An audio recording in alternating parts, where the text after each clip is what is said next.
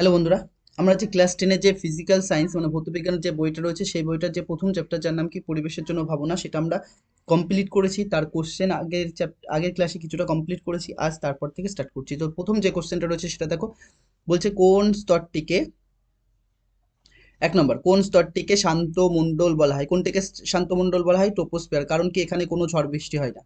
আর ক্ষুব্ধমণ্ডলকে কি বলে? এই ক্ষুব্ধমণ্ডলের এক নাম কি? ট্রপোস্ফিয়ার। স্ট্র্যাটোস্ফিয়ারের সর্বোচ্চ তাপমাত্রা কত হয়? 0 ডিগ্রি সেন্টিগ্রেড হয়। তাকে কি বলে? তাকে স্ট্র্যাটোপজ বলে। এগুলো সব ডিটেলসে পড়েছিলাম। তারপরে বায়ুমণ্ডলের শীতলতম স্তরের নাম কি? শীতলতম স্তরটির নাম কি? সেটার নাম হচ্ছে মেজোস্ফিয়ার। যার টেম্পারেচার কত ডিগ্রি হয়? যার টেম্পারেচার হচ্ছে -90 ডিগ্রি, -90 ডিগ্রি সেন্টিগ্রেড হয় না, 90 ডিগ্রি সেন্টিগ্রেড। বায়ুমণ্ডলে কোন স্তরেরটির ঘনত্ব সবচেয়ে বেশি হয়? কোনটায় হয়? ট্রপোস্ফিয়ারের ঘনত্ব সবচেয়ে বেশি রয়েছে।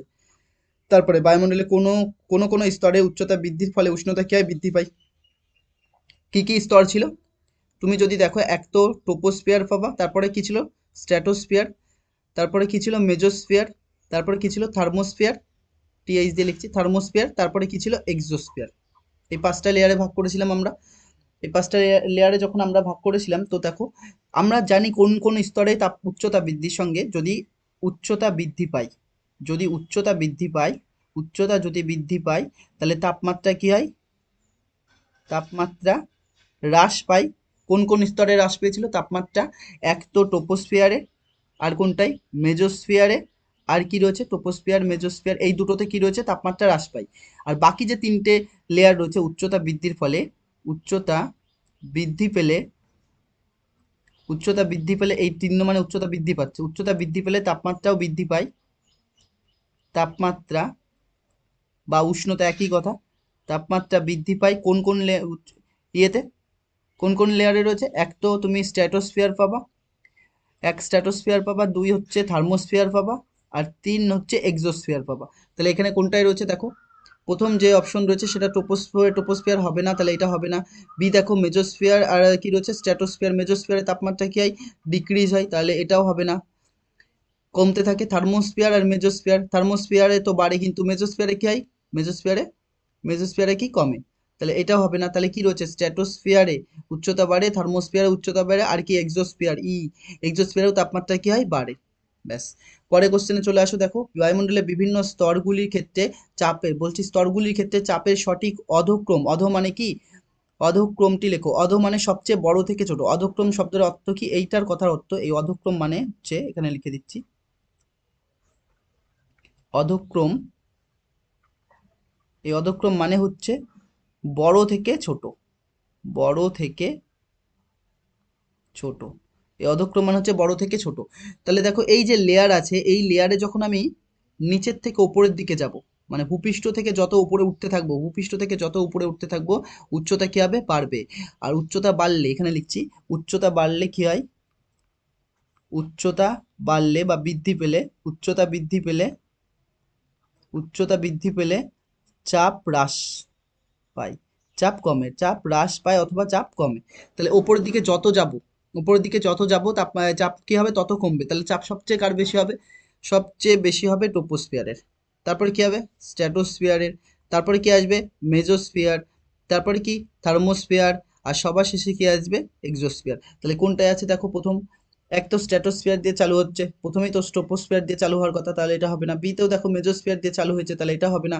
সিতে দেখো ট্রোপোস্ফিয়ার তো রয়েছেই, তারপরে কি থাকবে? স্ট্র্যাটোস্ফিয়ার থাকবে, তারপর মেজোস্ফিয়ার থাকবে, তার থার্মোস্ফিয়ার, তাহলে এটা হলো। তাহলে ডিটা একবার চেক করে নিই, দেখো, থার্মোস্ফিয়ার, তারপর মেজোস্ফিয়ার, তারপর স্ট্র্যাটোস্ফিয়ার, ট্রোপোস্ফিয়ার, এটা উল্টো অর্ডার রয়েছে। থার্মোস্ফিয়ারকে সবচেয়ে কমটাকে আগে লিখেছে, সবচেয়ে কম কোনটা? থার্মোস্ফিয়ারে। তাহলে এইটা হচ্ছে তোমার ঊর্ধ্বক্রম হতো, এটা যেমন অধক্রম, আর ঊর্ধ্বক্রম মানে কি? কম, ছোট থেকে বড়। এটা ঊর্ধ্বক্রম মানে বড় থেকে ছোট, আর এই অধক্রম মানে হচ্ছে বড় থেকে ছোট, আর ঊর্ধ্বক্রম মানে হচ্ছে ছোট থেকে বড়। ঊর্ধ্বক্রম মানে হচ্ছে শুদ্ধ ঊর্ধ্বক্রম, এই ঊর্ধ্বক্রম মানে হচ্ছে, এই ঊর্ধ্বক্রম এটার মানে হতো ছোট থেকে বড়, ছোট থেকে বড়, ছোট থেকে বড় হয়েছে। তাহলে সবচেয়ে ছোট কোনটা হতো? সবচেয়ে ছোট কোনটা হতো? এটা, কিন্তু এটা তো অপশনে নেই। তারপরে এটা হতো, তারপরে এটা হতো, তারপরে এটা হতো, তারপরে এটা, মানে উল্টো অর্ডার, ওইটার উল্টো অর্ডার, বোঝা গেছে? তারপরে পরের স্লাইডে আসি, দেখি পরে কি কি কোশ্চেন রয়েছে। দেখো, বলছে 8 নম্বর, এটা বায়ুমণ্ডলের যে স্তরে, বলছে বায়ুমণ্ডলের যে স্তরে আবহাওয়াগত প্রাকৃতিক গোলযোগ ঘটে, সেটা কোথায়? আবহাওয়াজনিত যে কোনো ঘটনাগুলি কোন স্তরে ঘটে? সেটা হচ্ছে ট্রোপোস্ফিয়ার, হয় না? ঝড় বৃষ্টি থেকে শুরু করে যা কিছুই হতে হয় ট্রোপোস্ফিয়ারে।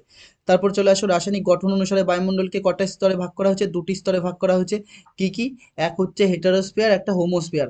তোমরা অপশনে লিখবা, অপশনে না, তোমরা কমেন্টে জানাবা হেটারোস্ফিয়ার আর হোমোস্ফিয়ারের মধ্যে কোন কোন স্তর পড়ে। যে 5টা স্তর রয়েছে তার মধ্যে তাও বলে দিচ্ছি, 2টো আর 3টে করে ভাগ করা হয়েছে। 3টে স্তরকে একটা স্তর একটা বলে, আর 2টো স্তরকে একটা বলে। মানে যে হেটারোস্ফিয়ার বা হোমোস্ফিয়ার বলেছি, হোমোস্ফিয়ারের মধ্যে কোন কোন স্তর আসবে সেটা লিখবা, আর হেটারোস্ফিয়ারের মধ্যে কোন কোন স্তর আসবে সেটা লিখবা। পরে 10 নম্বরটা কি বলছে? ভূপৃষ্ঠ থেকে 12 কিলোমিটার উচ্চতার মধ্যে বায়ুমণ্ডলে যত শতাংশ ভর থাকে, এই 0 থেকে 12 কিলোমিটার পর্যন্ত যেই স্তর রয়েছে, 0 থেকে 12 কিলোমিটার পর্যন্ত যেই স্তর রয়েছে তাকে কি বলে? তাকে কি বলে? ট্রোপোস্ফিয়ার বলে। আর ট্রোপোস্ফিয়ারে বায়ুমণ্ডলের যত ভর রয়েছে তার 75% এর মধ্যে থাকে। 75%, সব আমি পড়েছি এগুলো 75%। তাহলে কোনটা হবে? বায়ুমণ্ডলে কোন স্তরটির আরেক নাম কি? কেমোস্ফিয়ার। কেমোস্ফিয়ার কোন স্তরকে বলে? বায়ুমণ্ডলের আরেকটা স্তরের নাম কি? কেমোস্ফিয়ার। সেটার নাম কি? ওজোনোস্ফিয়ারকেই বলে কেমোস্ফিয়ার। ওজোনোস্ফিয়ারকে কি বলে? কেমোস্ফিয়ার বলে। তারপরে চলে আসো বায়ুমণ্ডলে ওজনের মধ্যে, বলছে বায়ুমণ্ডলের ওজনের মধ্যে ট্রোপোস্ফিয়ারের অন্তর্গত অংশ। বায়ুমণ্ডলের ওজনের মধ্যে, বায়ুমণ্ডলের ওজনের মধ্যে ট্রোপোস্ফিয়ার রয়েছে, তার অংশ কত? বায়ুমণ্ডলের ট্রোপোস্ফিয়ার অংশ কত? কত? 75% অংশ। মানে বায়ুমণ্ডলের ওজনের মধ্যে ট্রোপোস্ফিয়ারের অংশ, ট্রোপোস্ফিয়ারের অংশ কত? 75% হয়। বোঝা যাচ্ছে? তারপরে কোশ্চেন দেখো কি বলছে, এটা থিওরিটিক্যাল, মনে রাখতে হবে, কিচ্ছু করার নেই। তারপরে ভূপৃষ্ঠ থেকে ওপরে যতদূর পর্যন্ত বিস্তৃত, বলছে ভূপৃষ্ঠ থেকে ওপরে যতদূর পর্যন্ত বিস্তৃত বায়ুস্তর হোমোস্ফিয়ার। এই যে হোমোস্ফিয়ার বলেছিলাম না, হেটারোস্ফিয়ার আর হোমোস্ফিয়ার রাসায়নিকভাবে দুটো স্তরে ভাগ করেছে, হোমোস্ফিয়ার আর হেটারোস্ফিয়ার। হোমোস্ফিয়ারের মধ্যে কোন কোন স্তর পরে লিখতে বলেছি, আর হেটারোস্ফিয়ারের মধ্যে কোন কোন স্তর লিখতে বলেছি কমেন্টে জানতে বলেছি। তার অন্তর্গত হলো কত? 85 কিলোমিটার পর্যন্ত হয়। এগুলো পরিচিত জন্য আর ডিটেলসে বলছি না, তাহলে শেষ হতে সময় লাগবে। তারপরে ভূপৃষ্ঠ থেকে 32 কিলোমিটার উচ্চতায় বায়ুর চাপ সমুদ্রপৃষ্ঠে বায়ুর চাপের তুলনায় কত কম হয়? বায়ুর চাপের তুলনায় কত পার্সেন্ট কম হয়? এটা হচ্ছে 1% কম হয়। 1% কম হয়। বায়ুমণ্ডলের যে স্তরটিকে প্রাকৃতিক সৌরপদ্মা বলা হয় তাকে কি বলে? তাকে ওজোনোস্ফিয়ার বলে। বায়ুমণ্ডলে উষ্ণতম স্তরটির নাম কি? বায়ুমণ্ডলে উষ্ণতম স্তরের নাম বলো দেখি। বায়ুমণ্ডলে উষ্ণতম স্তরের নাম কি হবে? বায়ুমণ্ডলে উষ্ণতম স্তরের নাম হচ্ছে এক্সোস্ফিয়ার। তোমরা কি করবা? কমেন্টে জানাবা যে এক্সোস্ফিয়ারে তাপমাত্রা কত হয়। এতে তাপমাত্রা কত হয় সেটা হচ্ছে তোমরা কমেন্টে জানাবা তাপমাত্রা কত হয়। তারপরে কোশ্চেন আসো, বায়ুমণ্ডলের যে স্তরগুলি বিভিন্ন আয়নে উপস্থিত থাকে, বায়ুমণ্ডলের যে স্তর রয়েছে, যে 5টা স্তর রয়েছে, সেই 5টা স্তরের মধ্যে কোন কোন স্তরে তুমি আয়ন দেখতে পাবা? আয়ন মানে কি? আয়ন মানে পজিটিভ চার্জ অথবা নেগেটিভ চার্জ, মানে প্লাস H+ থাকে এরকম, বা N2 প্লাস থাকে, এইগুলো কোথায় রয়েছে? O2+ ছিল, O+ ছিল, এইগুলো কোন স্তরে থাকতে পারে সেগুলো দেখতে বলছে। বলছে বায়ুমণ্ডলের যে স্তরগুলিতে বিভিন্ন আয়ন উপস্থিত থাকে, বিভিন্ন আয়ন উপস্থিত থাকে, তার নাম কি হবে? তার নাম কি হবে বলো দেখি। তার নাম কোথায় কোথায় থাকে? এক তো মেজোস্ফিয়ারে থাকে, আর কি থার্মোস্ফিয়ারে থাকে। মেজোস্ফিয়ার আর কোনটা হবে? থার্মোস্ফিয়ার। তাহলে অপশন কি হচ্ছে? মেজোস্ফিয়ার আর থার্মোস্ফিয়ার, সি। ওজোন মণ্ডল ঊর্ধ্বসীমাকে কি বলা হয়? ওজোন মণ্ডলের যে সর্বাধিক সীমা রয়েছে তাকে কি বলা হয়? ওজোন মণ্ডলের যে সর্বাধিক সীমা রয়েছে তার নাম কি? তার নাম কি? স্ট্র্যাটোপজ বলে, কারণ স্ট্র্যাটোস্ফিয়ারের মধ্যেই ওজোন লেয়ারটা রয়েছে। বায়ুমণ্ডলের সর্বনিম্ন স্তরটির নাম কি? ট্রোপোস্ফিয়ার। মেরুজ্যোতি উৎপন্ন হয় যে, বলছে মেরুজ্যোতি উৎপন্ন হয় বায়ুমণ্ডলের যে স্তরটিতে, তার নাম কি? মেরুজ্যোতি কোথায় তৈরি হয় বলো দেখি। মেরুজ্যোতি হচ্ছে আয়নোস্ফিয়ারে হয়। ট্রোপোস্ফিয়ারের উচ্চতা, বলছে ট্রোপোস্ফিয়ার স্তরের গড় উচ্চতা ভূপৃষ্ঠ থেকে, ট্রোপোস্ফিয়ার স্তরের গড় উচ্চতা ভূপৃষ্ঠ থেকে কত রয়েছে? ভূপৃষ্ঠ থেকে কত হবে বলো? 12 কিলোমিটার পর্যন্ত। একটু আগেই বলে দিয়েছি, একটু আগেই দেখিয়েছি, আর এগুলো তো ডিটেলসে পড়ানো। বায়ুমণ্ডলের সর্বনিম্ন উষ্ণতার মান কত? মাইনাস কত হয়? -95 ডিগ্রি সেন্টিগ্রেড অথবা 90 ডিগ্রি সেন্টিগ্রেড, বা -90 ডিগ্রি সেন্টিগ্রেড, এটাও বলতে পারো। তাহলে এইটা সবচেয়ে, এটা হচ্ছে মেজোস্ফিয়ারের তাপমাত্রা। মেজোস্ফিয়ার, এটা হচ্ছে মেজোস্ফিয়ারের তাপমাত্রা, মেজোস্ফিয়ারের। ঠিক আছে, এটা হচ্ছে মেজোস্ফিয়ারের। তাহলে এটা আমরা একবার দেখে নিই। তাহলে এটা হচ্ছে 90 না লিখে একবার ডাইরেক্ট করে নাও। মেজোস্ফিয়ারের তাপমাত্রা কত হয়? -95 ডিগ্রি সেন্টিগ্রেড। এটাই করে নাও, এই 90 বাদ দিয়ে -95 ডিগ্রি সেন্টিগ্রেড। ঠিক আছে, তো পরে দেখো, এটা -95 ডিগ্রি সেন্টিগ্রেড। বেতার তরঙ্গকে প্রতিফলিত করে বায়ুমণ্ডলের কোন অংশ? বলছে বেতার তরঙ্গকে প্রতিফলিত করে বায়ুমণ্ডলের কোন অংশ? বলো কোন অংশ বেতার তরঙ্গকে প্রতিফলিত করে আবার ইসে পাঠায়, প্রতিফলিত করে করে ভূপৃষ্ঠ পাঠায়? সেটা সেটা কোনটা রয়েছে? সেটা হচ্ছে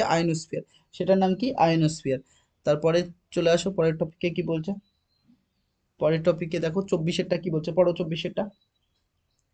24-এরটা বলছে যে 24-এরটা বায়ুমণ্ডলের সর্বনিম্ন উষ্ণতা হয়, বায়ুমণ্ডলের সর্বনিম্ন উষ্ণতা কোথায় রয়েছে, বায়ুমণ্ডলের সর্বনিম্ন উষ্ণতার কি নাম কি, নাম হচ্ছে মেজোস্ফিয়ার। আর মেজোস্ফিয়ারের যে হাইয়েস্ট পয়েন্ট রয়েছে তার নাম কি, মেজোপজ। আর মেজোপজের তাপমাত্রা কত হয়, -95 ডিগ্রি সেন্টিগ্রেড। আমি এক জায়গায় সরি ভুল লিখেছিলাম, -90 ডিগ্রি সেন্টিগ্রেড, কারেকশন করে দিয়েছি, ঠিক আছে। তাহলে -95 ডিগ্রি সেন্টিগ্রেড। তারপরে কারম্যান রেখা বলছে, কারম্যান রেখা যা বায়ুমণ্ডলে ও মহাকাশের মধ্যে সীমারেখা নির্দেশ করে। কারম্যান রেখা কি করে, বায়ুমণ্ডল ও মহাকাশের মধ্যে সীমারেখা নির্দেশ করে।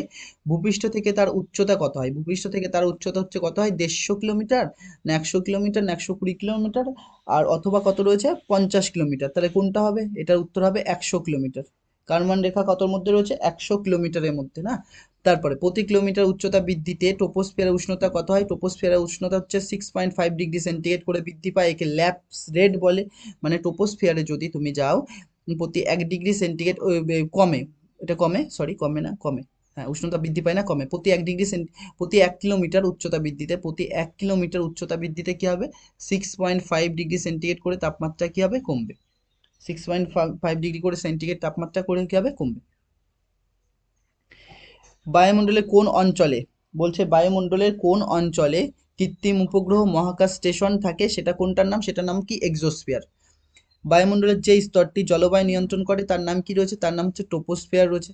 বায়ুমণ্ডলের কোন স্তরে সূর্য থেকে আগত এক্স রশ্মি, সূর্য থেকে আগত এক্স রশ্মি, এটা তো হ্যাঁ, সূর্য থেকে আগত এক্স রশ্মি শোষিত হয়, তার নাম কি রয়েছে, সূর্য থেকে আগত এক্স রশ্মি কোন স্তর শোষণ করে, কি কি রয়েছে দেখো অপশনে, এক তো ট্রোপোস্ফিয়ার রয়েছে, মেজোস্ফিয়ার রয়েছে, আয়নোস্ফিয়ার। আয়নোস্ফিয়ারে হচ্ছে এক্স রশ্মি শোষিত হয়, এক্স রশ্মি। আর হচ্ছে অতিবেগুনি রশ্মি, আল্ট্রাভায়োলেট রেস, সেটা হচ্ছে কোথায় শোষিত হয়, ওজোন গ্যাসে, ওজোন লেয়ারে, না, ওজোন গ্যাসে, ওজোন লেয়ারে।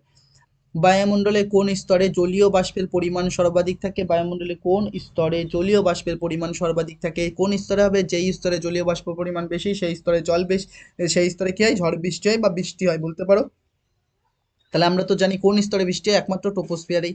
তাহলে এটা তার উত্তর। তারপরে কোশ্চেন দেখো কি বলছে, ভ্যান অ্যালেন বিকিরণ বলয়, বলছে ভ্যান অ্যালেন বিকিরণ বলয় বায়ুমণ্ডলের কোন স্তরে দেখতে পাওয়া যায়, ভ্যান অ্যালেন বিকিরণ বলয় কোন স্তরে, ম্যাগনেটোস্ফিয়ার। এবার বলবো ম্যাগনেটোস্ফিয়ার তোমরা পড়াইনি, হ্যাঁ পড়াইনি, আমি তাও একটু রিকাল করানোর চেষ্টা করছি, কারণ এনসিআরটি বই এবং বেশিরভাগ বইয়ে বায়ুমণ্ডলকে 5টা স্তরেই ভাগ করা হয়েছে। এবার কোনো কোনো বই 6টা স্তর করা আছে, কোনো কোনো বই, এনসিআরটি বইও 5টাই রয়েছে।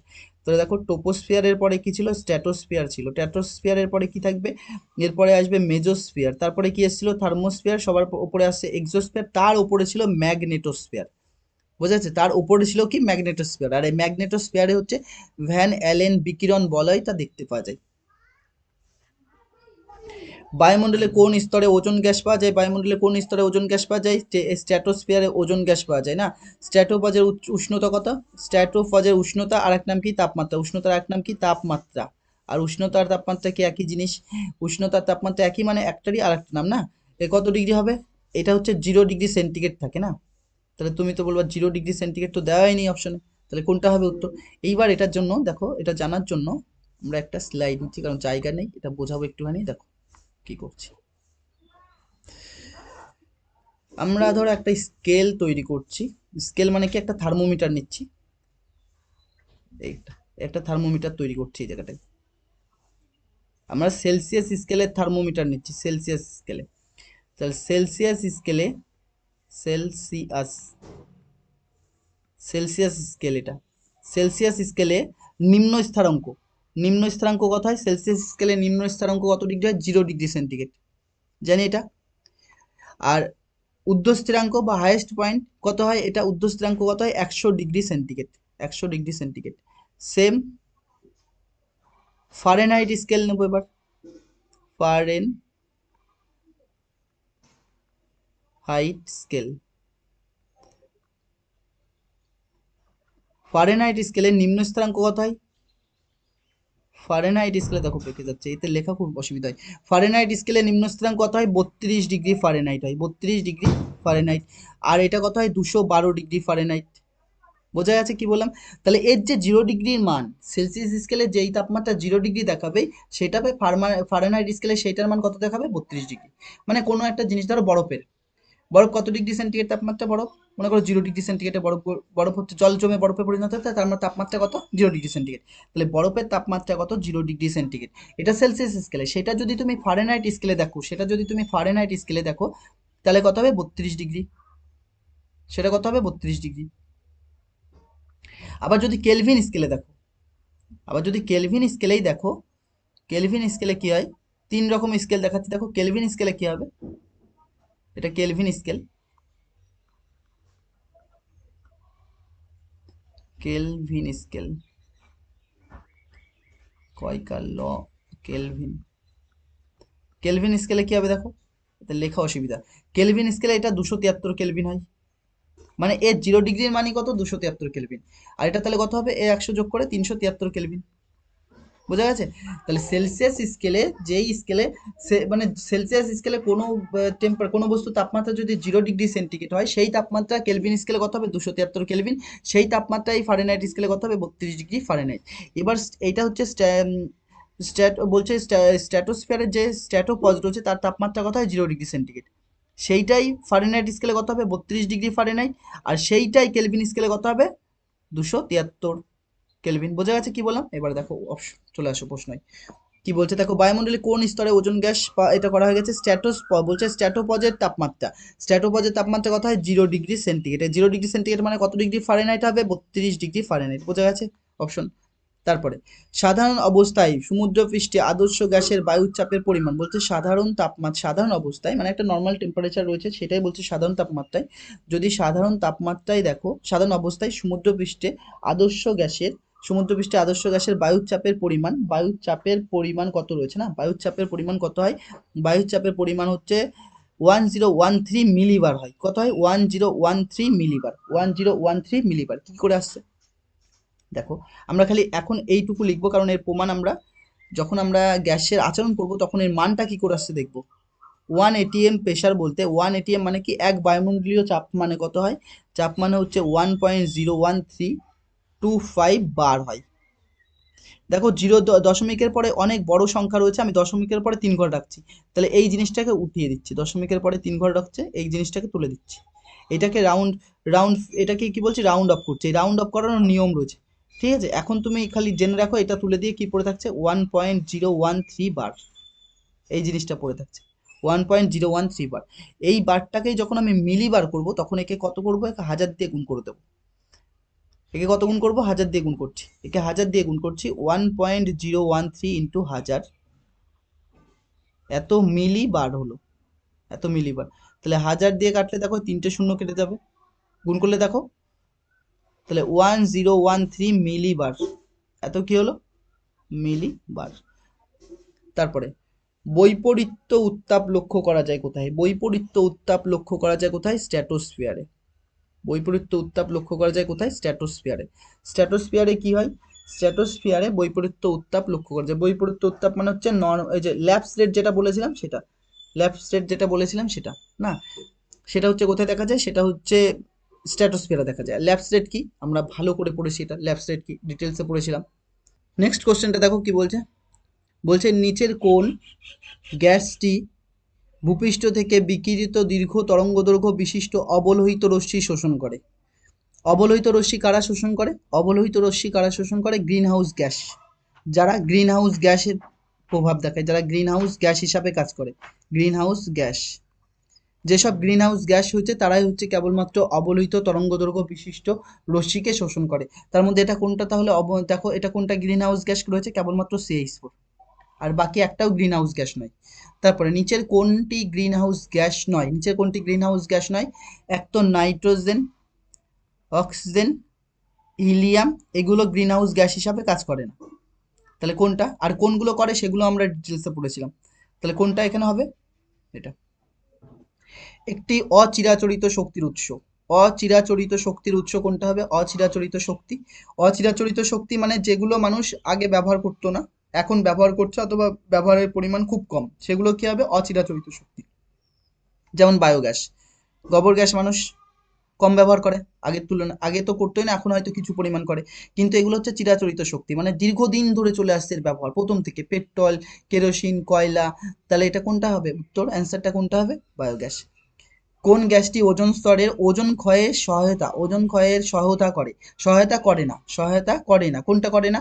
এক তো green house gas, green house গ্যাসগুলি সাধারণত ওজোন স্তর ক্ষয় করে, কিন্তু গ্রিন হাউস গ্যাসের মধ্যে ওজোন স্তর ক্ষয় করে না এরকম হচ্ছে কি carbon dioxide. Carbon dioxide green house gas, কিন্তু ওজোন স্তরকে ক্ষয় করে না, ওজোন স্তরের ক্ষতি করে না, ওজোন স্তরে কোনো ক্ষতি করে না কার্বন ডাইঅক্সাইড। বোঝা যাচ্ছে কি বললাম? কার্বন ডাইঅক্সাইড, আর বাকি এগুলো সবগুলোই করে। বায়োগ্যাসের প্রধান উপাদান নাম কি? মিথেন। বায়োগ্যাসের প্রধান উপাদান হচ্ছে মিথেন। কোনটি জীবাশ্ম জ্বালানি নয়? কোনটি জীবাশ্ম জ্বালানি নয়? জীবাশ্ম জ্বালানি কোনগুলো রয়েছে? আমরা বলেছিলাম কয়লা, পেট্রোলিয়াম। কয়লা আর পেট্রোলিয়াম। পেট্রোলিয়ামের মধ্যে কি কি আসবে? পেট্রোল আসবে, ডিজেল আসবে, কেরোসিন আসবে। তাহলে এগুলো ডিটেলসে পড়েছি। তাহলে কোনটা হবে অ্যান্সার? দেখো, কয়লা, ডিজেল, পেট্রোল সবগুলোই কিসের মধ্যে আসবে? ডিজেল, পেট্রোল আর কেরোসিন তো পেট্রোলিয়ামের মধ্যে আসছে। আর কয়লাও জীবাশ্ম জ্বালানির মধ্যে। ওটাও সবগুলোই জীবাশ্ম জ্বালানির মধ্যে, খালি কি সৌরশক্তিটা জীবাশ্ম জ্বালানির মধ্যে পড়ছে না। তারপরে কোশ্চেন চলে আসো, গ্রিন হাউস গ্যাস হিসাবে পৃথিবীর উষ্ণতা বৃদ্ধির জন্য বেশি দায়ী কোনটা রয়েছে? না, বেশি দায়ী কোনটা রয়েছে? Carbon die oxide. বেশি দায়ী কোনটা? Carbon die oxide. পরে চলে আসো নেক্সট কোশ্চেনে কি বলছে? বলছে প্রতিটি প্রশ্নে 4টি করে বিকল্প আছে, যেটি ঠিক সেটি লেখো। ভূপৃষ্ঠ থেকে বায়ুমণ্ডলের উচ্চতার মান কত? ভূপৃষ্ঠ থেকে বায়ুমণ্ডলের উচ্চতার মান কত? 1000 কিলোমিটার। এমনি 1600 কিলোমিটার হয়, দেখো 1600 কিলোমিটার হয়, তো ওটা অপশনে নেই, কিন্তু ওর থেকে সব ছোট অপশন রয়েছে। দেখো 1000 মিটার, অনেক কম। এটা কত? 1000 ফুট রয়েছে, এটা 750 রয়েছে। উত্তর তো 1600 কিলোমিটারই হওয়া যায়, কিন্তু ওটা নেই জন্য এটা দিলাম। তারপরে বায়ুমণ্ডলের যে স্তরে ঝড় বৃষ্টি হয় তার নাম কি? যে স্তরে ঝড় বৃষ্টি হয় তাকে কি বলে? তাকে ট্রোপোস্ফিয়ার বলে। প্রতি বছর পৃথিবীর গড় উষ্ণতা বৃদ্ধি পায় কত? 0.05 ডিগ্রি সেন্টিগ্রেড। 0.05 ডিগ্রি সেন্টিগ্রেড বা 5%, বা 5%। বলছে সৌরশক্তির উৎস কি? সৌরশক্তির উৎস হচ্ছে নিউক্লিয় সংযোজন বিক্রিয়া। নিউক্লিয় সংযোজন বিক্রিয়া হচ্ছে সৌরশক্তির উৎস। এগুলো সব ডিটেলসে নিউক্লিয় সংযোজন বিক্রিয়াও আমরা পড়িয়েছি এই চ্যাপ্টার মধ্যেই পড়েছি। তারপরে বায়োগ্যাসের মূল উপাদান কি বলেছি? বায়োগ্যাসের মূল উপাদান কি? মিথেন। মিথেনের সংকেত কি? CH4। মিথেনের সংকেত কি? CH4। তাহলে কোনটা? এটা। কোনটি গ্রিন হাউস গ্যাস নয়? Methane green house gas. জলীয় বাষ্প green house gas. Carbon dioxide green house কি? অক্সিজেন, নাইট্রোজেন, হিলিয়াম এগুলো কি গ্রিন হাউস গ্যাস নয়? তাহলে কি হবে আনসার? অক্সিজেন। পরে কোশ্চেনে চলে আসো, কি বলছে? পরের স্লাইডে আসো, পরের কোশ্চেন কি বলছে দেখো ভালো করে। বলছে এমসিকিউর মধ্যে সঠিক উত্তরটি নির্বাচন করো। বায়ুমণ্ডলের যে স্তরটি জলবায়ু নিয়ন্ত্রণ করে। একই কোশ্চেন ঘুরিয়ে ফিরিয়ে দেখো, বিভিন্ন বই দেওয়া, সব বইগুলো কভার করা হয়েছে। বায়ুমণ্ডলের যে স্তরটি জলবায়ু নিয়ন্ত্রণ করে তার নাম কি? তার নাম হচ্ছে ট্রোপোস্ফিয়ার। গ্রিন হাউস গ্যাসগুলির মধ্যে সবচেয়ে বেশি ক্ষতিকারকের নাম কি? সবচেয়ে বেশি ক্ষতিকারক হচ্ছে ক্লোরোফ্লোরোকার্বন, CFC। ক্লোরোফ্লোরোকার্বনের পুরো আরেক নাম কি? CFC, সংকেত CFC বলছে। বায়োগ্যাসের বলছে সংকেত নয়, মানে ওর আরেক নাম কি? সেটা হচ্ছে CFC। বলছে বায়োগ্যাসের প্রধান উপাদান কোনটি রয়েছে? বায়োগ্যাসের প্রধান উপাদান কোনটি? বায়োগ্যাসের প্রধান উপাদান হচ্ছে মিথেন। প্রধান উপাদান কোনটি? মিথেন। নিচের কোনটি অনবীকরণযোগ্য শক্তির উৎস? অনবীকরণযোগ্য শক্তি মানে যেই শক্তি একবার শেষ হয়ে গেলে পুনরায় আর ব্যবহার করা যাবে না। জলবিদ্যুৎ করা যাবে, জলবিদ্যুৎ সব কি আসবে? নবীকরণযোগ্য শক্তির মধ্যে পড়বে। প্রাকৃতিক গ্যাস কি আসবে? নবীকরণযোগ্য শক্তির মধ্যে। প্রাকৃতিক গ্যাসের এক নাম কি? গোবর গ্যাসও বলতে পারো। এই গোবর গ্যাসও তাই। তাহলে কোনটি? সিওএইচ গ্যাস, এটা হচ্ছে অনবীকরণযোগ্য শক্তি। তাহলে অ্যান্সার কোনটা? এটাই। নিচের যেটি জীবাশ্ম জ্বালানি নয়, নিচের কোনটি জীবাশ্ম জ্বালানি? একটু আগে বলেছি কয়লা আর কি? পেট্রোলিয়াম। পেট্রোলিয়ামের মধ্যে কি আসবে? কেরোসিন আসবে, ডিজেল আসবে, আর কি? পেট্রোল আসবে। লিখেই দিই, পেট্রোল। এই তিনটেকে একসঙ্গে কি বলে? এই তিনটেকে একসঙ্গে বলে পেট্রোলিয়াম। বোঝা যাচ্ছে? Petroleum, petroleum. তাহলে ঘুটে। পরে কোশ্চেন আসো, বা পরের স্লাইডে কোশ্চেন স্লাইড। ওজোন স্তরের জন্য বলছে, ওজোন স্তরের ক্ষয়ের জন্য দায়ী পদার্থটি কোনটা? এক তো নাইট্রোজেন কোনো ক্ষতি করে না, ওজোন স্তর ধ্বংস করে না।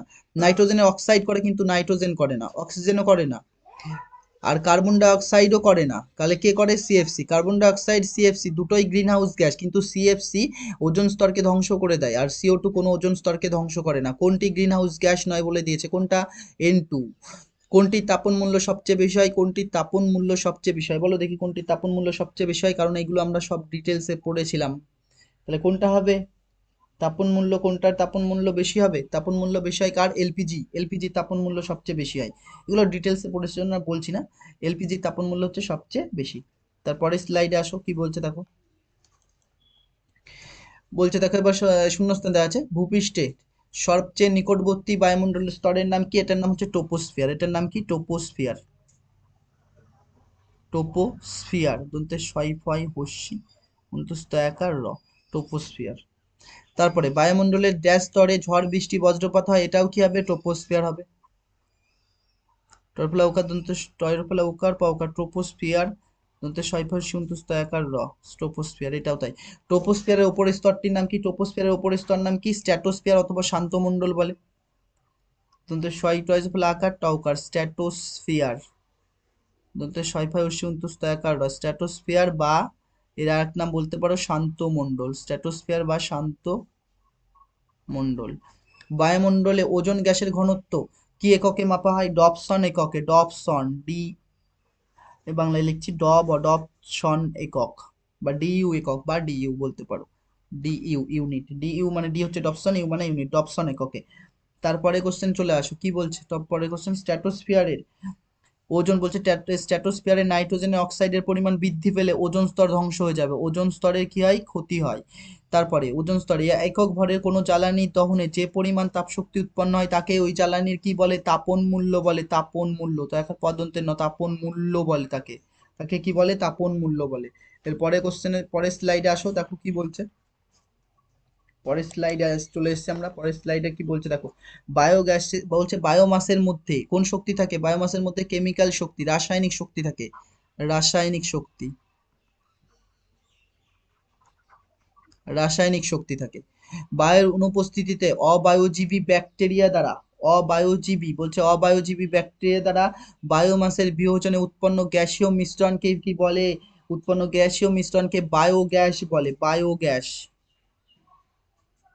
প্রত্যেকটা ডিটেলসে পড়ানো। বায়োগ্যাসের প্রধান উপাদান কি? মিথেন। মিথেন হাইড্রেটের সংকেত তোমরা কমেন্টে জানাবা, মিথেন হাইড্রেটের সংকেত কমেন্টে জানাবা। মিথেন হাইড্রেটে ড্যাশের ঘনত্ব বেশি, কার ঘনত্ব? মিথেনের ঘনত্ব সবচেয়ে বেশি হয় মিথেন হাইড্রেটে। তারপরে দেখো, চলে আসো পরেরটা কি বলছে। ওজন, ওজনের বর্ণ কিরকম? ওজনের কালার কি? ওজন গ্যাসের কালার কি? ওজনের কালার হচ্ছে নীল বর্ণের গ্যাস, এটা আমরা পড়েছিলাম, নীল বর্ণের গ্যাস। আর কিসের গন্ধযুক্ত? আষ্টে গন্ধযুক্ত। অয়চন্দ্রবিন্দু আকার তালবস্য টয়কারেটে, আষ্টে গন্ধযুক্ত। ওজন হলো কি? অক্সিজেনের রূপভেদ। কি হবে? অক্সিজেনের রূপভেদ, অক্সিজেন হবে এখানে, অক্সিজেন, অক্সিজেন গ্যাসের উপভেদ। পৃথিবীর ছাতা ও প্রাকৃতিক সানস্ক্রিন নামে পরিচিত বায়ুমণ্ডলের ওজোন স্তর, কে পরিচিত? ওজোন স্তরকে বলা হয় ওজোন ছত্র অথবা প্রাকৃতিক সানস্ক্রিন। বলছে ওজোন গহ্বর সর্বপ্রথম লক্ষ্য করেন, ওজোন গহ্বর সর্বপ্রথম কে লক্ষ্য করেন? জো ফরম্যান, জো ফরম্যান, জো বর্গী জয় করে জো, ফৌকার ফরম্যান, জো ফরম্যান, জো ফরম্যান, ফৌকার মজবুল আকার দন্তের ন, হ্যাঁ ঠিকই লিখেছি। তারপর বায়ুমণ্ডলে গ্যাস, বায়ুমণ্ডলে ওজোন গ্যাসের ঘনত্বকে কি বলে? বায়ুমণ্ডলে ওজোন গ্যাসের ঘনত্বকে কোন এককে মাপা হয়? না, কোন এককে মাপা হয়? ডপসন এককে, ডিইউ এককে বা ডপসন এককে, বা এখানে লিখছি বা ডপসন একক, ডপসন, এতে লেখা খুব অসুবিধা এতে। সূর্যের যে রশ্মি মহাশূন্যে ফিরে যায় তাকে কি বলে? সূর্যের যে রশ্মি মহাশূন্যে ফিরে যায় তাকে কি বলে? তাকে অ্যালবেডো বলে, অ্যালবেডো। কয়েছে বলে আকার ল, অ্যালবেডো, অ্যালবেডোর ব্যাপারটা একটু বলছি। ধরো পৃথিবী পৃষ্ঠ রয়েছে, যখন এখান থেকে রশ্মিগুলো আসবে, সূর্য রশ্মিগুলো এখান থেকে আসবে, মানে সৌরশক্তি আসবে, তখন এই বায়ুমণ্ডলের থেকে, বায়ুমণ্ডল এবং পৃথিবী পৃষ্ঠ থেকে এই রশ্মির কিছু অংশ কি হবে? প্রতিফলিত হবে, কিছু অংশ শোষণ করে নেবে, তাই তো? তাহলে এই যে, যে অংশটা ফিরে যাচ্ছে, যে অংশটা ফিরে যাচ্ছে সেইটাকেই কি বলে? অ্যালবিডো, সেটাকেই কি বলে? অ্যালবিডো। তারপরে অবলোহিত রশ্মি এর শক্তি, বলছে অবলোহিত রশ্মির শক্তি হ্রাস পেলে তরঙ্গ দৈর্ঘ্য, বলে দিয়েছে আগের দিনকে, তরঙ্গ দৈর্ঘ্য মানে ল্যামডা, তরঙ্গ দৈর্ঘ্য কি বলে? ল্যামডা। তরঙ্গ দৈর্ঘ্য, তরঙ্গ দৈর্ঘ্য বেশি হলে শক্তি কি হবে? কম হবে, শক্তি কম হবে। আর তরঙ্গ দৈর্ঘ্য কম হলে, তরঙ্গ দৈর্ঘ্য কম হলে শক্তি কি হবে? বেশি হবে, শক্তি বেশি হবে, বোঝা যাচ্ছে? তাহলে এখানে বলছে অবলোহিত রশ্মির শক্তি হ্রাস, শক্তি হ্রাস মানে কি? এনার্জি কম, তাহলে তরঙ্গ দৈর্ঘ্য কি হবে? বেশি। আর এটাও আমরা পড়েছিলাম, ডিটেলস পড়েছিলাম। তারপর সিএফসি সম্পূর্ণ কথাটির অর্থ কি? ক্লোরোফ্লোরোকার্বন। সিএফসি সম্পূর্ণ কথাটির অর্থর নাম কি বলো দেখে? এটার নাম হবে যে ক্লোরোফ্লোরোকার্বন, ক্লোরো কয়লা উকার রউকার, chloro fluoro chlorofluoro chlorofluorocarbon chlorofluorocarbon. পরে কোশ্চেন দেখো কি বলছে, সুপারসনিক বিমান থেকে যে গ্যাস ওজোন স্তরকে ধ্বংস করে দেয় বা ভেঙে দেয় সেই গ্যাসের নাম কি? সেই গ্যাসের নাম হচ্ছে নাইট্রিক অক্সাইড। আমি সংকেত লিখবো না, সংকেতটা তোমরা কমেন্টে জানাবা, নাইট্রিক অক্সাইড, এর সংকেতটা জানাবা তোমরা। মন্ট্রিল প্রোটোকল কত সালে স্বাক্ষরিত হয়? মন্ট্রিল প্রোটোকল কত সালে শুরু হয়েছিল? 1987 সালে সিগনেচার করা হয়েছিল, স্বাক্ষরিত হয়েছিল। ওজোন স্তর সূর্য থেকে আগত, ওজোন স্তর সূর্য থেকে আগত রশ্মির ভূপৃষ্ঠে আপতনকে প্রতিহত করে, মানে আসতে দেয় না, প্রতিহত মানে বাধা দেয়। কোনটাকে? এটাও অতিবেগুনি রশ্মিকে, ইউভি রেসকে, অতিবেগুনি রশ্মি। ওজোন স্তর ধ্বংসের ফলে চামড়ায় কি হয়? ক্যান্সার হওয়ার সম্ভাবনা রয়েছে, ক্যান্সার, কয়েসবল আকার দন্তের ন, ক্যান্সার রোগ হওয়ার সম্ভাবনা রয়েছে। একটি অজৈব গ্রিন হাউস গ্যাসের নাম কি? একটি অজৈব গ্রিন হাউস গ্যাসের নাম CO2, একটি অজৈব গ্রিন হাউস গ্যাসের নাম কি? CO2। বডি স্প্রেতে থাকা কি? বডি স্প্রেতে কি থাকে? সিএফসি থাকে, বডি স্প্রেতে কি থাকে? সিএফসি থাকে। বলছে প্রতি বছর বায়ুমণ্ডলে সিএফসি গুলির বৃদ্ধিমান, সিএফসি গ্যাসগুলির বৃদ্ধির হার প্রায় কত? প্রায় হচ্ছে 5%, প্রায় কত? 5%। পরের স্লাইডে চলে আসো, কি বলছে পরের স্লাইড, দেখো পরের স্লাইড 16 নম্বর কোশ্চেন রয়েছে পরের স্লাইডে। কি বলছে? সিএফসি অণুর ভূপৃষ্ঠ থেকে বিকিরিত তাপকে আটকে দেওয়ার ক্ষমতা, মানে কি? সূর্য থেকে যে তাপটা আসছে, সূর্য থেকে যে তাপটা আসছে সেই তাপটা ভূপৃষ্ঠের সঙ্গে পড়বে, এরম ভাবে পড়লো, পড়ে ভূপৃষ্ঠ থেকে যেই তাপটা যাচ্ছিল এইভাবে, যে তাপটা যাবে সেই তাপগুলোকে আটকাবে কে? সেই তাপগুলোকে আটকাবে হচ্ছে বায়ুমণ্ডলে যে গ্যাস রয়েছে, যেমন সিএফসি রয়েছে, CO2 রয়েছে, মিথেন রয়েছে, এইসব গ্যাস রয়েছে। তাহলে সিএফসি কি করবে?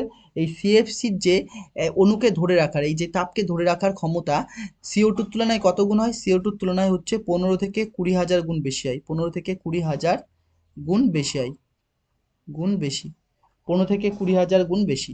তাহলে প্রথমটার উত্তর কি? 15 থেকে 20,000 গুণ বেশি। এটা থিওরিটিক্যাল মনে রাখতে হবে, কিচ্ছু করার নেই, 15 থেকে 20,000 গুণ বেশি, 20,000 গুণ বেশি। এর প্রতি অণু N2, এখানে আরো N2O থাকবে, নাইট্রোজেনের বিভিন্ন অক্সাইড থাকবে, তার মধ্যে N2O থাকবে। N2 অণু তাপকে আটকে রাখার ক্ষমতা CO2-র তুলনায় কত গুণ রয়েছে? CO2-র তুলনায় হচ্ছে 200 গুণ বেশি হয়, CO2-র তুলনায় কত গুণ হয়? 200 গুণ বেশি। মানে সবচেয়ে প্রথমে কার? সিএফসি, তারপরে কি হবে? N2O, তারপরে কি হবে? N2O হয়েছে, তারপরে হবে N2। তারপরে দেখো প্রতি অণু মিথেনের তাপ আটকে রাখার ক্ষমতা CO2-র তুলনায় কত গুণ বেশি রয়েছে? CO2-র তুলনায় এ হচ্ছে কত গুণ রয়েছে? 25 গুণ বেশি রয়েছে। CO2-র তুলনায় এ কত গুণ বেশি? 25 গুণ বেশি। তাহলে প্রথমে সিএফসি আসবে, তারপরে N2 আসবে, তারপরে মিথেন আসবে, আর সবার শেষে কি আসবে? CO2 আসবে। সবার শেষে কি আসছে? CO2-র ক্ষমতা এদের মধ্যে সবচেয়ে কম।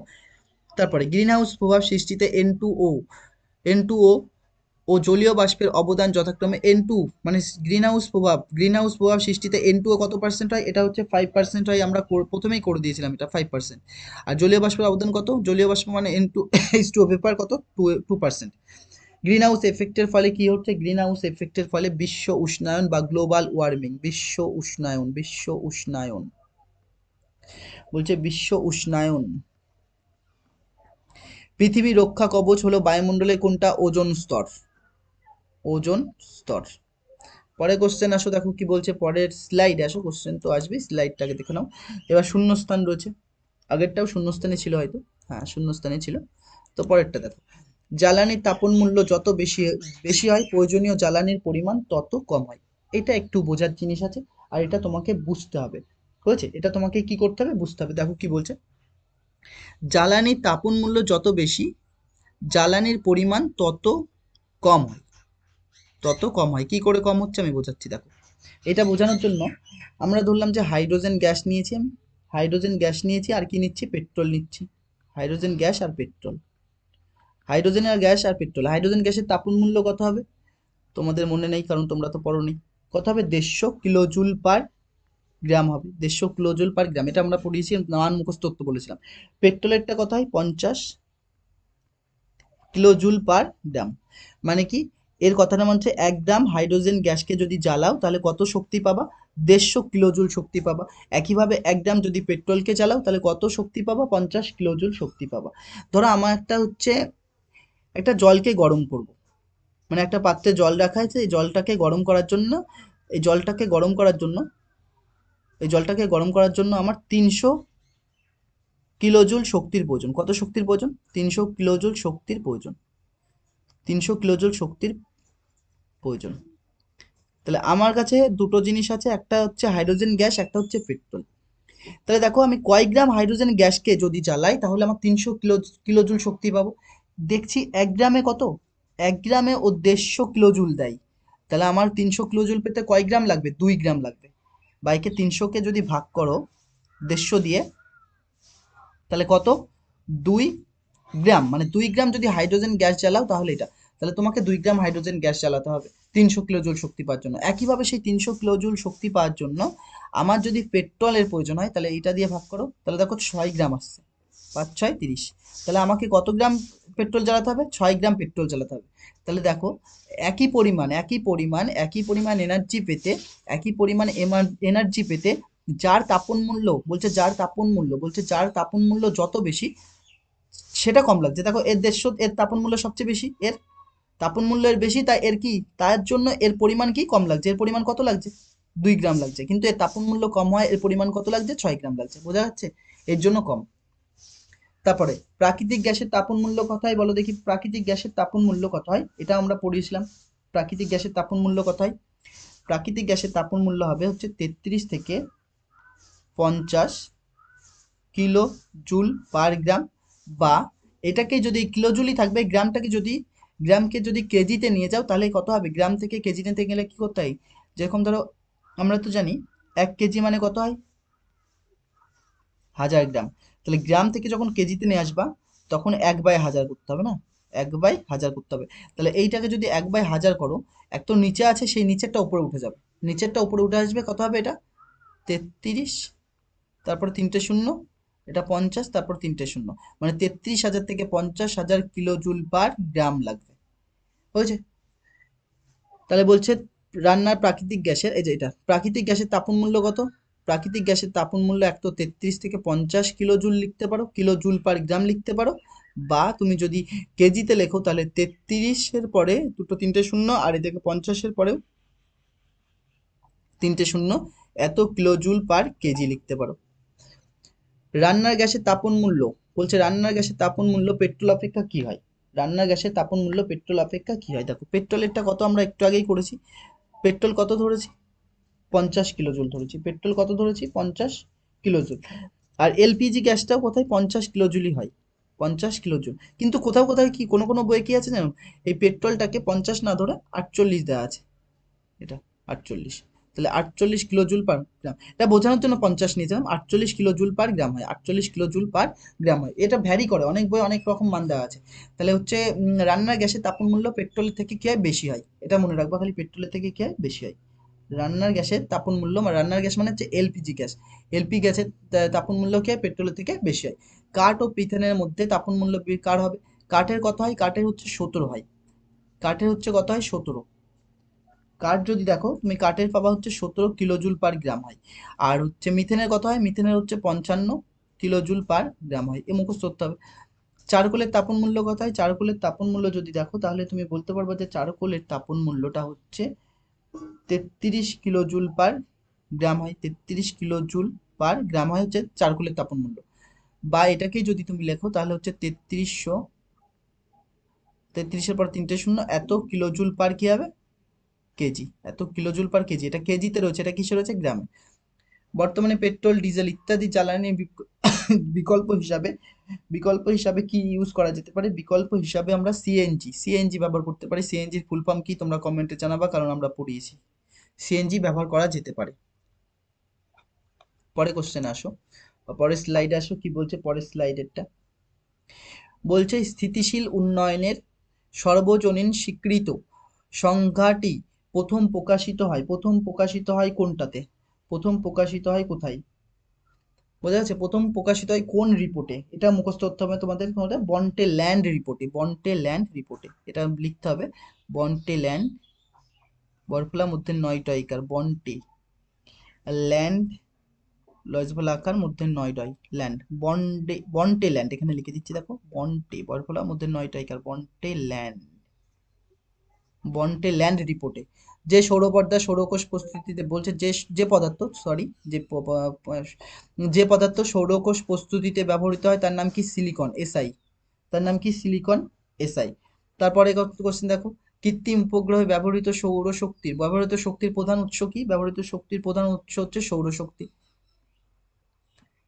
এগুলো সব পড়িয়েছি আমরা। তারপরে সৌরকোষে ড্যাশ শক্তি, সৌরকোষে কি হয়? সৌরশক্তি, সৌরকোষের যে সৌরশক্তি বিদ্যুৎ শক্তিতে পরিণত হয়। সৌরকোষগুলিকে ড্যাশ সমবায় শ্রেণী সমবায় যুক্ত করা হয়, শ্রেণী সমবায় যুক্ত করা হয়। উইন্ড মিলে বায়ু শক্তি থেকে কি তৈরি হয়? যান্ত্রিক শক্তি উৎপন্ন হয়, আর যান্ত্রিক থেকে তড়িৎ শক্তি। উইন্ড মিলে বায়ু শক্তি থেকে যান্ত্রিক শক্তি লিখতে পারো, আর সেই যান্ত্রিক শক্তিটাই কিসে কনভার্ট হবে? তড়িৎ শক্তিতে কনভার্ট হবে। তারপরে কোশ্চেন আসো, পরের স্লাইডে আসো। একটি বৃহত্তর অঞ্চলে অনেকগুলি ড্যাশ বসিয়ে, অনেকগুলি কি বায়ুকল বসিয়ে, অনেকগুলি কি বসাতে হবে? বায়ুকল বসিয়ে তুমি কি করতে পারো? অনেকগুলি বায়ুকল বসিয়ে তুমি উইন্ড এনার্জি ফার্ম তৈরি করতে পারো। বায়ুকল, অনেকগুলি বায়ুকল বসিয়ে তুমি উইন্ড এনার্জি ফার্ম তৈরি করতে পারো, উইন্ড এনার্জি ফার্ম তৈরি করতে পারো। তারপরেরটা, পশ্চিমবঙ্গের ড্যাশ ভূতাপীয় শক্তিতে সমৃদ্ধ একটি অঞ্চল, মানে পশ্চিমবঙ্গের কোথায় ভূতাপীয় শক্তি ব্যবহার করা হয় বা উৎপাদন করার একটা ব্যবস্থা রয়েছে, সেটার নাম কি? সেটার হচ্ছে বক্রেশ্বর। বক্রেশ্বর, বয়ের ফলা কয়েকার, বক্রেশ্বর, তাহলে ছয় বয় রসর, বক্রেশ্বর। সমুদ্রের তাপীয় শক্তিকে কাজে লাগানোর পদ্ধতিকে সংক্ষেপে কি বলা হয়? সংক্ষেপে ওটি, সংক্ষেপে কি বলে? ওটি, ওটিইসি। ওটিইসি ফুল ফর্ম কি? ওটিসি ফুল ফর্ম হচ্ছে ওশিয়ান থার্মাল এনার্জি কনভার্সন। লিখে দিচ্ছি, থার্মাল ওশিয়ান থার্মাল একসাথে হবে, জায়গা নেই বলছে, নিচে লিখছি এনার্জি, ওশিয়ান থার্মাল এনার্জি, এটা বড় হাতে, Ocean thermal energy conversion, conversion, বিইআরএসআইওএন, conversion. তারপরে ড্যাশ শক্তির প্রত্যক্ষ বা পরোক্ষ শক্তির উৎস নয়, মানে কোন শক্তির হচ্ছে সূর্য উৎস নয়, পরোক্ষ হোক বা প্রত্যক্ষ, সেটা কি? সেটা হচ্ছে ভূতাপ শক্তি, ম্যাগমা হয় এদের, এদের এই তাপ শক্তি উৎসকে ম্যাগমা। বায়োমাস, এগুলো পড়েছি আমরা। বায়োমাস কি? বায়োমাস হচ্ছে ড্যাশ ঘটিত পদার্থ। বায়োমাস হচ্ছে কি রয়েছে? বায়োমাস বলো দেখি, বায়োমাস হচ্ছে, বায়োমাস কোন গঠিত পদার্থ? কারণ বায়োমাসে কি থাকে? Methane, methane gas. বায়োমাস হচ্ছে বায়োমাসের প্রধান উপাদান কি হবে? যে বিভিন্ন জৈব বস্তু, জৈব বস্তুর ক্ষেত্রে কি হয়? তার প্রধান উপাদান কি হয়? কার্বন হয়। প্রধান উপাদান কি হয়? কার্বন হয়। বায়োগ্যাসের শতকরা কত? 75% কি থাকে? 75% হচ্ছে মিথেন গ্যাস থাকে, মিথেন গ্যাস, 75% মিথেন থাকে। ড্যাশ ব্যাকটেরিয়ার সাহায্যে গোবরের অবাধ বিয়োজন ঘটিয়ে, অবাধ মানে হচ্ছে অক্সিজেনের অনুপস্থিতিতে বিয়োজন ঘটার ফলে গোবর গ্যাস উৎপন্ন হয়, তার নাম কি? তার নাম হচ্ছে মিথানোজেনিক ব্যাকটেরিয়া, মিথানোজেনিক ব্যাকটেরিয়া। আর তোমরা হচ্ছে মিথানোজেনিক ব্যাকটেরিয়ার উদাহরণ লিখবা কমেন্টে, মিথানোজেনিক, মিথানোজেনিক ব্যাকটেরিয়া, আমি উদাহরণ লিখেছিলাম মিথানোজেনিক ব্যাকটেরিয়ার, তাই তোমাদের দেখবো চেক করে। বায়োগ্যাস, বলছে বায়োগ্যাস প্ল্যান্টে অক্সিজেনের অনুপস্থিতিতেই হয়, অনুপস্থিতিতে অ্যানারোবিক বা অবাধ শোষণ, সেটাই বলছে, বা অবাধ বিয়োজন বলতেও পারো, এটাকে কি বলছে? অনুপস্থিতিতে,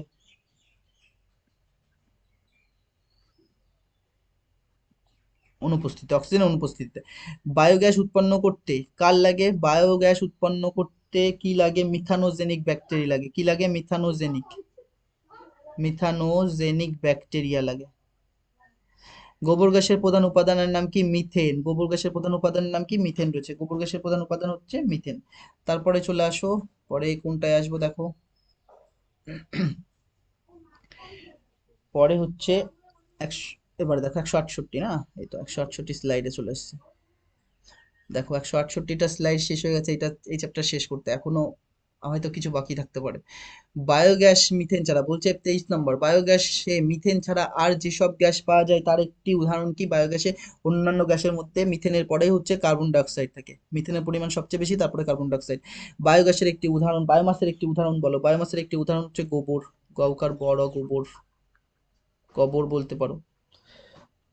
তারপরে প্রাকৃতিক উৎস ছাড়া, বলছে প্রাকৃতিক উৎস ব্যতীত অন্য উৎস থেকে সংগৃহীত পেট্রোলকে কি বলে? সিনথেসিস পেট্রোল, বা বাংলায় বলে সংশ্লেষিত, সংশ্লেষিত। তারপর শৈলয় একার পেট কাটা মধ্যে সংশ্লেষিত। ভারতে ড্যাশ গাছের বীজ থেকে তৈরি তেলের প্রক্রিয়াকরণের মাধ্যমে বায়োডিজেল প্রস্তুত করা হয়। এই গাছটার নাম কি? জ্যাটোফা, জ্যাটোফা গাছ। বর্গী জয় ফলা আকার জ্যাটো, টরফলা আকার টো, জ্যাটোফা, জ্যাটোফা, জ্যাটোফা, পা না ফয় আকারে ফা, জ্যাটোফা। এখানে লিখে দিচ্ছি দেখো। বর্গী জয় ফলা আকার জ্যাটো, টরফলা আকার টো, জ্যাটোফা। জ্যাটোফা গাছের বীজ থেকে বায়োডিজেল তৈরি করা হয়। খনির মধ্যে থাকা শক্ত কয়লায় শক্ত কয়লায় অধিশোষিত অবস্থায় প্রচুর পরিমাণে কি থাকে? মিথেন থাকে। অধিশোষিত অবস্থায় কি থাকে? মিথেন থাকে। কঠিন কয়লার ম্যাট্রিক্সে ড্যাশ মিথেনই হলো কোলভেট মিথেন। বলছে কঠিন, কি বলছে ভালো করে দেখো। কঠিন কয়লার ম্যাট্রিক্সে, হ্যাঁ, ড্যাশ মিথেনে হলো অধিশোষিত মিথেন হলো হচ্ছে কোলভেট মিথেন। অধিশোষিত, অধিশোষিত মানে অর্ধশোষিত অবস্থায় থাকবে। অধিশোষিত বানান যদি ওখানে বুঝতে হয় দেখো, অদয়সী অধি, তাহলে সহকার পেট কাটা মধ্যে শোষিত, অধিশোষিত মিথেন হলো হচ্ছে কোলভেট মিথেন। পশ্চিমবঙ্গের ড্যাশে কোলভেট মিথেন আরোহণ করা হয়, মানে কোথা থেকে? পশ্চিমবঙ্গের কোথা থেকে কোলভেট মিথেন আরোহণ করা হয়? তার নাম হচ্ছে রানীগঞ্জ। রাকার মধ্যে নয় দিকে রানীগঞ্জ, গ ইংময়ী বর্গীর চ, রানীগঞ্জ। ড্যাশকে ফায়ার আইস বলে, মিথেন কোলভেট মিথেনকে হচ্ছে ফায়ার আইস বলে, বা মিথেন হাইড্রেটকে বলছে, মিথেন হাইড্রেটকে, সরি মিথেন হাইড্রেটকে, মিথেন হাইড্রেটকে, মিথেন হাইড্রেট আর কোলভেট মিথেন আলাদা, হ্যাঁ। মিথেন হাইড্রেটকে সরি মিথেন হাইড্রেটকে হচ্ছে ফায়ার আইস বলে। মিথেন হাইড্রেট থেকে কি গ্যাস পাওয়া যায়? মিথেন গ্যাস পাওয়া যায়। মিথেন হাইড্রেট এক প্রকার কঠিন ক্ল্যাশাকার যৌগ, যার নাম কি? যার এক নাম বলেছিলাম ক্ল্যাথরেট, কয়লয় জফলা আকার কয়লয় জফলা আকার ক্ল্যাথরেট, রয়কার টরেট, ভুল লিখেছিলাম, ভালো করে দেখে দিচ্ছি দাও। কয়লয় জফলা আকার ক্ল্যাথরেট, বা আর এক নামও বলতে পারো, বা ক্লাসাকার কঠিন যৌগ বলতে পারো, ক্লাসাকার কঠিন যৌগ, ক্লাসাকার কঠিন যৌগ। তারপরে ভারতবর্ষে পরে চলে আসো, কি বলছে? ভারতবর্ষের ড্যাশ নদী অববাহিকায় পৃথিবীর বৃহত্তম মিথেন হাইড্রেট ভান্ডারগুলির মধ্যে একটি গড়ে উঠেছে, যার নাম কি রয়েছে? কোন নদীর তীরে? তাই বলো, কোন নদীর তীরে? কৃষ্ণা গোদাবরী নদীর তীরে। কোনটা হবে? কৃষ্ণা গোদাবরী নদী, গৌকার দয়াকার গোদাবরী, কৃষ্ণা গোদাবরী নদীর তীরে, কৃষ্ণা গোদাবরী নদীর তীরে সবচেয়ে বড় বৃহত্তর মিথেন হাইড্রেট ভান্ডার গড়ে উঠেছে। পরে কোশ্চেন চলে আসো, এটা হয়ে গেছে। তারপরে হচ্ছে কোনটা আসবে? সত্য মিথ্যায় না? তো চলে আসো সত্য মিথ্যায় কি বলছে। সত্য মিথ্যা, আমাদের সত্য মিথ্যা দেখো, প্রথমটা বলছে তাপন মূল্য দিয়ে জ্বালানির গুণমান নির্ণয় করা যায়। একদমই করা যায়। যার তাপন মূল্য যত বেশি তা সেই জ্বালানি তত ভালো, এটা তো পড়েইছি আমরা। কেরোসিনের তাপন মূল্য এলপিজির থেকে বেশি না কম? কেরোসিনের তাপন মূল্য এলপিজির থেকে কম হয়। আর কি করে বুঝবো? এর মান মুখস্থ করতে হবে। এর মান কি করতে হবে? মুখস্থ করতে হবে। এবার আমি যদি একটা বলে দিই, দেখো কেরোসিনের তাপন মূল্য কি হবে? তাপন মূল্য এলপিজির কত হয়? 50 হয়। কেরোসিনের তাপন মূল্য কত হয়? কেরোসিনেরটা হচ্ছে মোটামুটি ধরো 48 মতো হবে, 48 কিলো জুল মতো হবে। তাহলে এইটা কি বলছে? কেরোসিনটা কি হচ্ছে? তাহলে কম হচ্ছে, তাহলে এটা ফলস হলো, আর প্রথমটা সত্য হলো। টি মানে সত্য, এফ মানে ফলস বা মিথ্যা। প্রাকৃতিক গ্যাসের তাপন মূল্য কত হয়? প্রাকৃতিক গ্যাসের তাপন মূল্য 33 থেকে 50 কিলো জুল পার গ্রাম হয়, কিলো জুল পার গ্রাম। আর এটা দেখো যাচ্ছে কিলো জুল পার কেজি, এটাও ঠিক আছে। এটা সত্য, করেছি আমরা। বলছে স্থিতিশীল উন্নয়নের অর্থ হলো বিজ্ঞান ও প্রযুক্তির অগ্রগতিকে রুদ্ধ করা। রুদ্ধ মানে বাধা দেওয়া, বাধা দেওয়া না, বাধা দেওয়া নয়। তাহলে এটা কি? এটা মিথ্যা হলো। এটা কি হবে? মিথ্যা।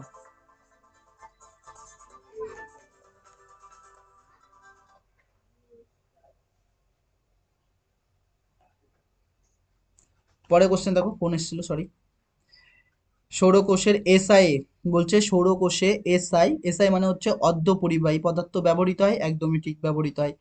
কৃত্রিম উপগ্রহ শক্তির প্রধান উৎস সৌরকোষ। বলছে কৃত্রিম উপগ্রহ শক্তির প্রধান উৎস কি? সৌরকোষ। একদম সৌরকোষ সত্য, এটাও সত্য হবে।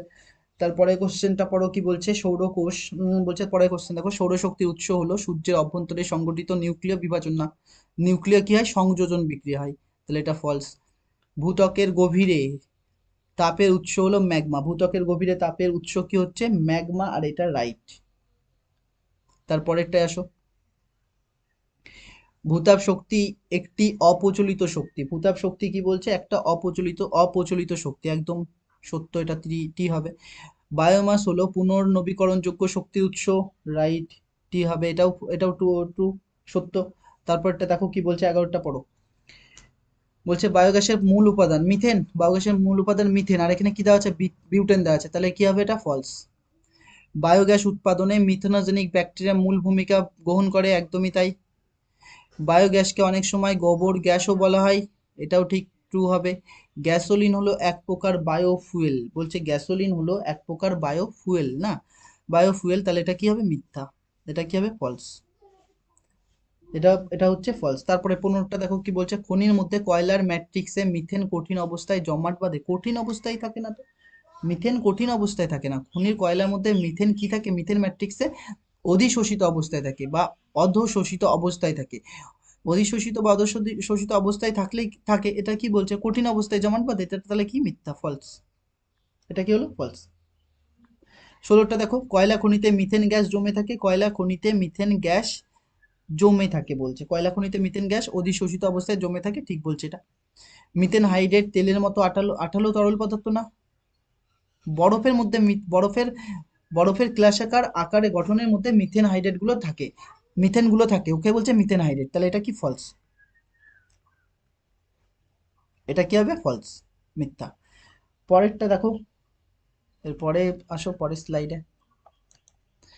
বলছে সূর্য থেকে আগত অতিবেগুনি রশ্মিকে তাপীয় বিকিরণ বলা হয়, সূর্য থেকে যে আগত অতিবেগুনি রশ্মি রয়েছে সেই রশ্মিটাকে কি বলা হয়, সেই রশ্মিটাকে কি তাপীয় বিকিরণ বলা হয়, না সেটাকে তাপীয় বিকিরণ বলা হয় না, এটা মিথ্যা। বিজ্ঞানী জো ফোরম্যান সর্বপ্রথম লক্ষ্য করে বলছে আন্টার্কটিকায় আন্টার্কটিকার ওপরিভাগে ওজোন স্তরটি ক্রমশ পাতলা হয়ে যাচ্ছে, একদমই রাইট, এটাও পড়েছিলাম আমরা একটু। অক্সিজেন অণু ইউভি রশ্মির প্রভাবে বিয়োজিত হয়ে অক্সিজেন পরমাণুতে বিয়োজিত হয়, এটাও ঠিক বলছে। এক ডপসন একক বলতে এসটিপিতে 0.01 মিলিমিটার বেধ বিশিষ্ট ওজোন স্তরকে বোঝায়, এটাও ঠিক বলছে। অতিবেগুনি রশ্মির প্রভাবে সিএফসি বিয়োজিত হয় না, বিয়োজিত হয়ে মিথেন গ্যাস উৎপন্ন করে না, এটা ভুল, মিথেন গ্যাস উৎপন্ন হয় না, সিএফসি বিয়োজিত হয়ে ক্লোরিন রেডিক্যাল তৈরি করে, ক্লোরিন রেডিক্যাল বা ক্লোরিন মুক্তমূলক সিএল ডট তৈরি করে, এটা হচ্ছে তাহলে কি হবে, ফলস। এটা কি হলো, ফলস, পাঁচেরটা ফলস। ছয়টা দেখো, একটি সক্রিয় ক্লোরিন পরমাণু লক্ষাধিক ওজোন স্তরকে ধ্বংস করতে পারে, একদমই তাই, ট্রি হবে। সিএফসি গুলি নিষ্ক্রিয় এবং অদাহ্য পদার্থ, নিষ্ক্রিয় এবং অদাহ্য পদার্থ হয়, এটাও কি বলছে, ট্রু। স্ট্র্যাটোস্ফিয়ারে বায়ুর ঘনত্ব কত হয়, স্ট্র্যাটোস্ফিয়ারে নিষ্ক্রিয় কখন হয়, যখন স্ট্রোপোস্ফিয়ারে থাকে, যখন স্ট্র্যাটোস্ফিয়ারে যায় তখনই কি হবে, সক্রিয় উঠবে। ট্রোপোস্ফিয়ারে বায়ুর ঘনত্ব কম থাকায়, বলছে ট্রোপোস্ফিয়ারে বায়ুর ঘনত্ব কম থাকায় জেট প্লেন বিমানগুলি এই বায়ুস্তরের মধ্য দিয়ে অপেক্ষাকৃত কম বাধাপ্রাপ্ত হয়ে যাতায়াত করতে পারে, একদমই তাই, ওখানে বায়ুর ঘনত্ব কম থাকায় বায়ুর ঘর্ষণটাও কম হবে। পরে চলে আসো, কি বলছে, পরের স্লাইডে বলছে জেট বিমানের বজ্র গ্যাসে প্রচুর নাইট্রিক অক্সাইড থাকে, একদমই তাই, এটা টি। ওজোন স্তর ক্ষতিগ্রস্ত হলে চোখে ছানি পড়ার সম্ভাবনা বাড়ে, ঠিক বলছে। বায়ুমণ্ডলে গ্রিনহাউস গ্যাসগুলি না থাকলে জীবকুলের পক্ষে বেঁচে থাকা সহজ হতো না, কঠিন হতো, বেঁচে থাকতেই পারতো না হয়তো, এটা ফলস। গ্রিনহাউস এফেক্টের জন্য দায়ী দুটি গ্যাস হলো নাইট্রোজেন, অক্সিজেন, না, ফলস। গ্রিনহাউস প্রভাব সৃষ্টিতে মিথেন সিএফসি ওজোন গ্যাসের অবদান যথাক্রমে 19%, 16% এবং 8%, এটা টু হবে, এটা কি হবে, টু হবে। গ্রিনহাউস এফেক্টের জন্য বন্যা হতে পারে, একদমই সুনামি হতে পারে, ঠিক বলছে। বিশ্ব উষ্ণায়নের ফলে নানাবিধ মশাবাহিত রোগের প্রাদুর্ভাব দেখা যেতে পারে, এটাও ঠিক, টু। তারপরে চলে আসো পরের স্লাইডে, কি বলছে পরের স্লাইড দেখো, স্তম্ভ মেলানো, স্ট্র্যাটোফজ, বলছে স্ট্র্যাটোফজ কি, স্ট্র্যাটোস্ফিয়ারের স্থির তাপমাত্রা, এইটা। তারপরে এক্সোস্ফিয়ার, হচ্ছে থার্মোস্ফিয়ারের ওপরের স্তরকে এক্সোস্ফিয়ার বলে। আর স্ট্র্যাটোস্ফিয়ার হচ্ছে জেট বিমান চলাচল করতে পারে। আর ট্রোপোস্ফিয়ার হচ্ছে ক্ষুদ্র মণ্ডল বলে ট্রোপোস্ফিয়ারকে। তাহলে এক যদি লেখো, এক আসছে ডিতে, 2 আসছে হচ্ছে সিতে, আর 3 আসছে বিতে, আর 4 হচ্ছে এতে। পরেরটা দেখো, পরের স্লাইড এটা। নবীকরণযোগ্য শক্তির উৎস। নবীকরণযোগ্য শক্তির উৎস কোনটা হবে? নবীকরণযোগ্য শক্তির উৎস হচ্ছে জোয়ার ভাটার শক্তি। এলপিজির প্রধান উপাদান কি হয়? বিউটেন হয়। সৌরশক্তি ব্যবহার করে বিদ্যুৎ শক্তি উৎপন্ন করে কোনটায়? আলোক ভোল্টীয় কোষের মাধ্যমে। আর প্রাকৃতিক গ্যাসের উপাদান কি? মিথেন। প্রাকৃতিক গ্যাসের উপাদান কি? মিথেন। যদি তুমি লেখো তাহলে 1 আসবে কোনটায়? বিতে। 2 এসছিল কোনটায়? 2 এসছিল সিতে।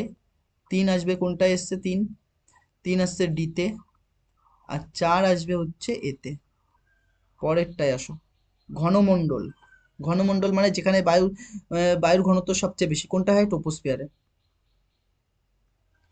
শান্তমণ্ডল কাকে বলে? স্ট্র্যাটোস্ফিয়ারকে শান্তমণ্ডল বলে। বায়ুমণ্ডলের শীতলতম স্তরের নাম কি? মেজোস্ফিয়ার। -95°C তাপমাত্রা হয়। রেডিও তরঙ্গ প্রতিফলিত হয় কোন স্তরে? রেডিও তরঙ্গ থার্মোস্ফিয়ারে।